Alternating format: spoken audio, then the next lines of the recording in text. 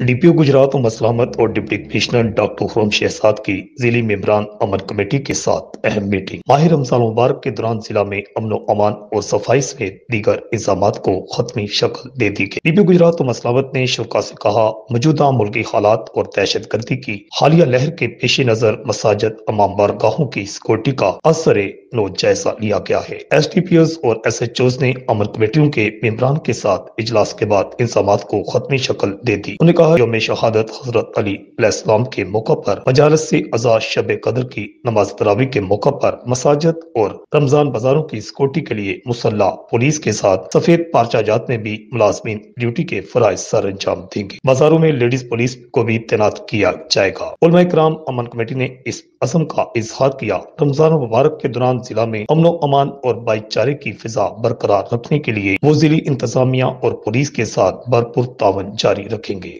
Report Akash Niazi, Al हिजाज।